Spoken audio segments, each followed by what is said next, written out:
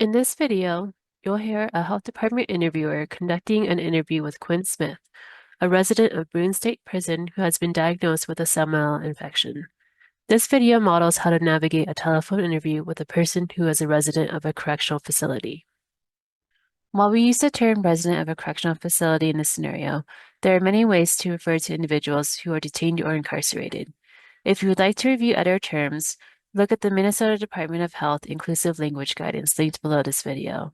This list is a good place to start, but terminology and preferences may evolve over time, so it is important to mirror language individuals use to self-identify.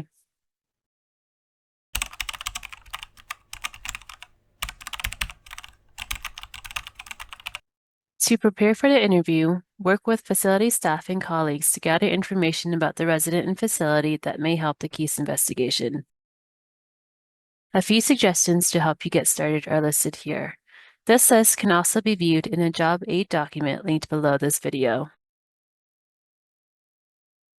The interviewee is a resident of Boone State Prison. No one at your agency has worked with the facility before. You call the warden after finding the information on the Boone State Prison website. He refers you to the associate wardens for custody, overseeing safety and visitation, and operations, overseeing facility and food services, and the medical administrator. You speak to these individuals and try to maintain patient confidentiality, only disclosing Quinn's name and illness when necessary, and learn the following.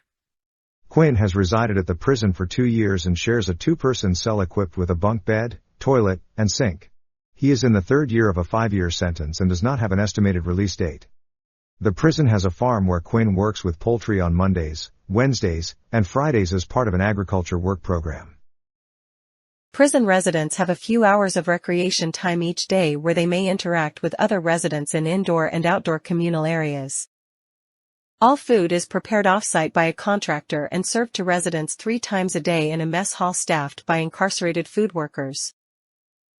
Quinn sent in a request to go to medical after 3 days of abdominal cramps, fever, vomiting, and bloody diarrhea. Lab results came back positive for salmonella. Quinn was treated with fluids and released back to his cell. He is still having loose stools, and his cellmate recently developed symptoms. The associate warden of custody allows you to conduct a 15-minute phone interview with Quinn. Quinn will be using a landline located just outside of the warden's office. The call will not be recorded, and prison staff will not be on the call, but a correctional officer will be nearby supervising Quinn.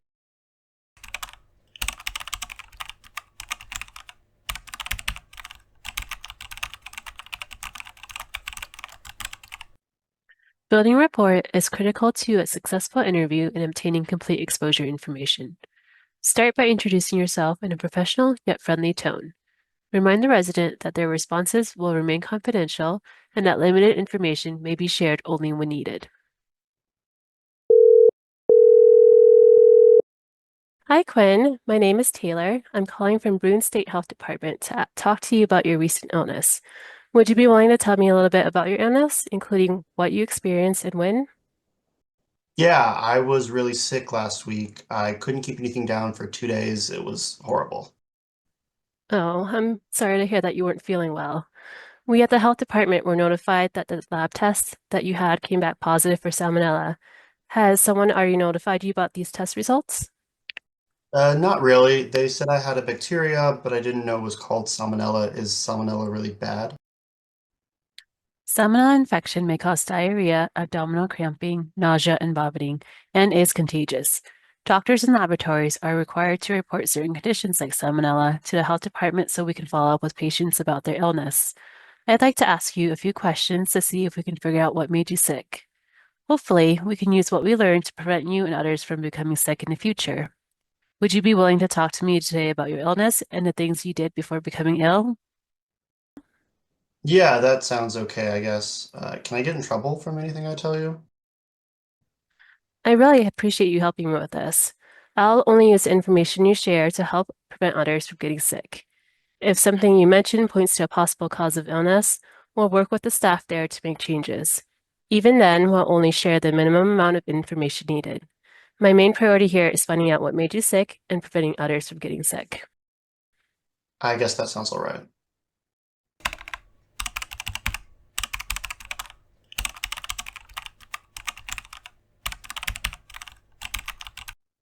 Gather as much relevant information as possible about the resident, the facility, and food operations from facility staff beforehand.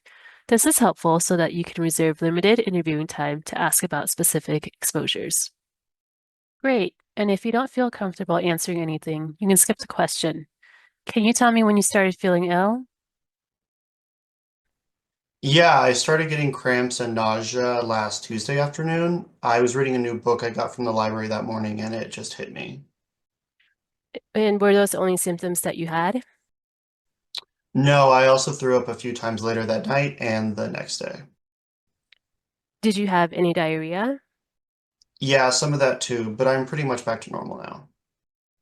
I'm sorry you experienced all those symptoms, but I'm glad to hear that you're feeling better. Do you know of anyone else who has had similar symptoms? Yeah, my cellmate got sick yesterday. He started throwing up right after we got back from lunch. Oh no, that doesn't sound nice at all. I hope he starts feeling better soon too. One of the things that we know about salmonella infections is that they can be spread through food and drinks. So next, I would like to ask you a few questions about the foods you ate during the week before you were feeling sick, which would have been the 3rd to the 10th. I understand that you have a kosher diet. Is that correct? Yes. Great. I have a menu of kosher foods that were served the week before you got sick, and I'm going to run through that list now. Please tell me yes or no whether you ate the food or not. You can also let me know if you don't remember. We'll start on March 3rd. Did you eat?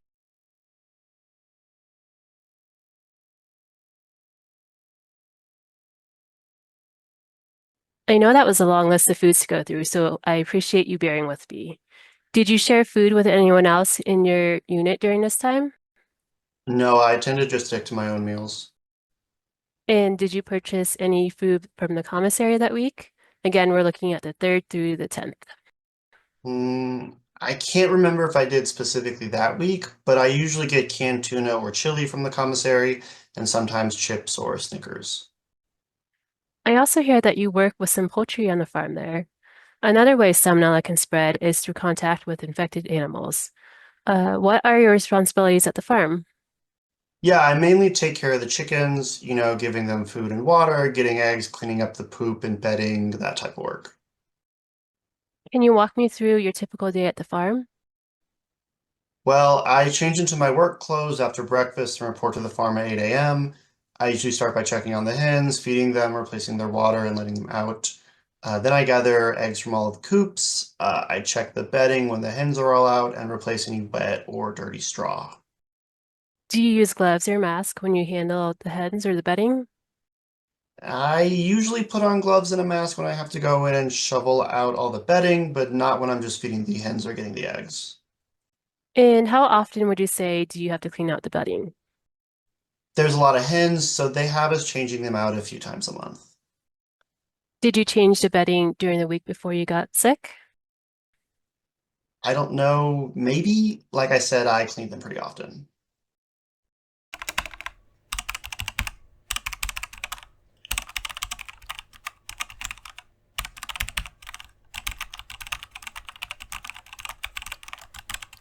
Residents may be able to differentiate days of the week with set routines and job schedules, but may have difficulty distinguishing one week from the next. Try to identify key dates or other events during their exposure period to help jog their memory. Okay. Is there anything else you usually do on the days you work on the farm? Yeah, I have rec right after my work hours, so I head to the TV room to watch some baseball if there's a game on. If not, I'll go to the yard to work out or play some basketball. Hmm. It looks like the Bruin Lions played the Bears that week. Did you happen to catch that game? Yeah, that was a great game. The Lions dominated. And do you remember if you happened to clean out the coop that day? Oh, yeah, I did clean the coop that day. I couldn't find my gloves at the farm and got a bunch of crud on my hands from cleaning out the dirty straw. I missed the first two runs because I went to wash my hands.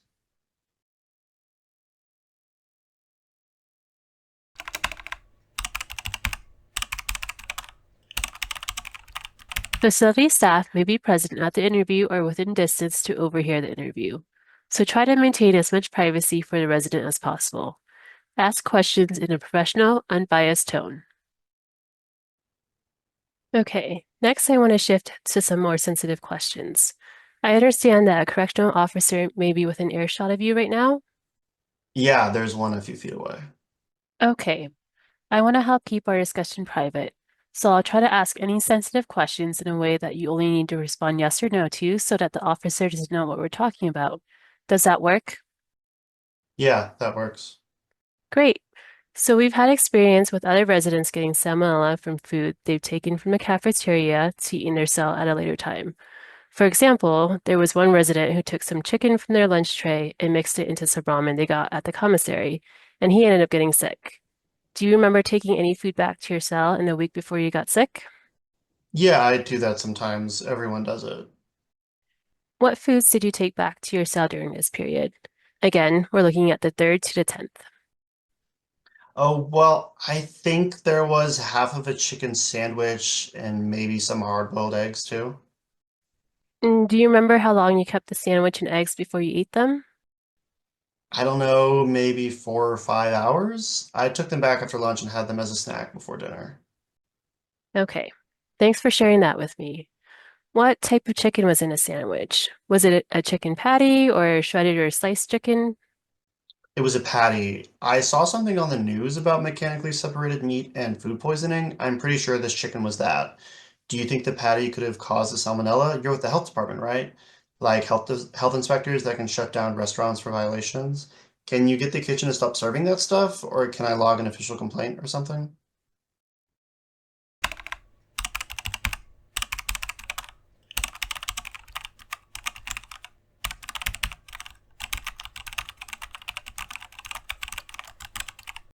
If the resident asks to pursue legal action, acknowledge their request and let them know you are unable to provide this type of advice. Restate your role and redirect them to the interview questions. Unfortunately, I can't say for sure if the patty caused your illness, and it's unlikely I can get the facility to make any changes to the cafeteria menu. However, by answering my questions, you're helping us identify all the possible ways you might have gotten salmonella. We don't always find the exact cause, but the information you provide can help us work with staff to make improvements that might prevent future illnesses. For example, we can talk to a food service manager about safe food storage and preparation practices, and we can work with farm staff to make sure that changes of clothing or aprons are available when cleaning out the coops. And bacteria like salmonella can quickly multiply in cooked food that's left at room temperature for too long. So if you do take food back to your cell, I suggest bringing back foods that don't need to be refrigerated, like bread or cereal. If you do prefer to take back meat or eggs, don't let them sit very long before eating. And if you get canned tuna or chili from the commissary, try to eat them shortly after opening, and don't save any unrefrigerated leftovers. I'm not authorized to log a complaint for you. I believe that needs to be done through a written form that you can get from a staff there. I can help request one for you if you'd like. Does all of that sound okay? Got it. Thanks, I guess. Okay. Next, I'm going to ask about some areas you may have visited in the week before you got sick. You mentioned you were in the library, TV room, and yard. Did you spend any time in the rec room?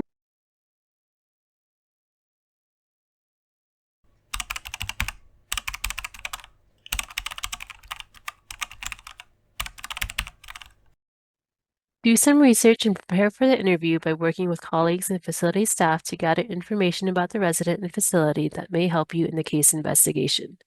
This can include reviewing resources such as the Colorado Food Safety Center of Excellence Guide for working with correctional facilities, looking at the facility website, speaking with facility staff to learn about food and facility operations, gathering relevant information about the resident, and confirming interview logistics. Make sure you take time at the beginning of the interview to build rapport with the resident and address any concerns they may have about confidentiality. Reassure the resident that you will share only the minimum amount of information needed for disease control purposes. You may have a set amount of time for the interview. It is important to obtain as much information about the resident and facility as possible by talking to facility staff beforehand so that you can focus the interview on the resident's exposures and activities. It may be hard for residents to differentiate between weeks with set routines and job schedules. Use key dates or other events to help jog the resident's memory about their exposure period. Facility staff may be present at the interview or the resident may be in a common area with others present. Do your best to maintain privacy during an interview. This can include asking sensitive questions in a yes-no manner so that the resident can respond without others knowing what they are responding to. Be sure you introduce questions in a professional and non-biased tone. Explain that you cannot provide legal advice. Restate your role as a public health professional and redirect them back to interview questions.